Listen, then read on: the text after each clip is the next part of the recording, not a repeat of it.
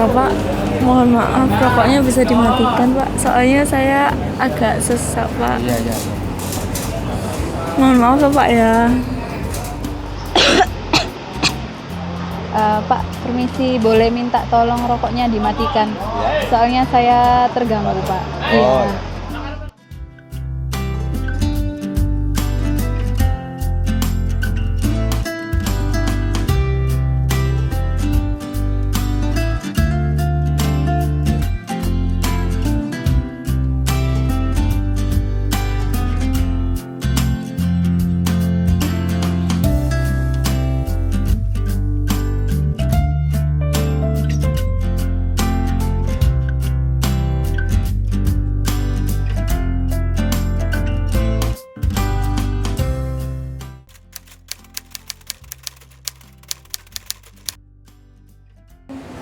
Ya, rokoknya dimatikan. Langsung dimatikan. Berarti Ya kalau batu-batu kan ya kadang-kadang ya bawa suntan, Mbak. Kalau orang penyakit gitu, biasanya kena asap rokok bisa jadi parah gitu. Saya saja.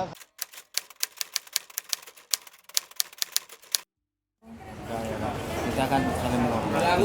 saling menghormati ya, Pak ya. Gimana, Pak? Ya nggak apa-apa. Kalau betul-betul orang itu punya penyakit kan kasihan ya. Nggak apa-apa. Ini, Pak.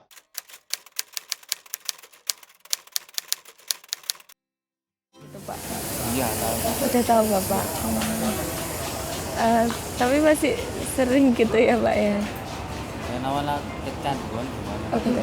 Tapi tetap saling menghormati gitu kan ya, Pak ya. Tetepan kalau misalnya ada yang Tempat umum. Ya kalau itu saya belum pernah.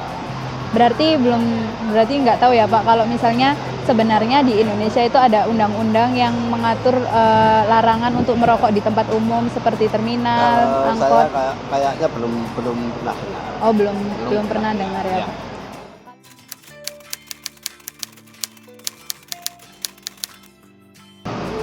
Ya kurang tahu, Mbak. Nah, mungkin kalau betul-betul dilarang, kalau pemerintah melarang mungkin ya bisa.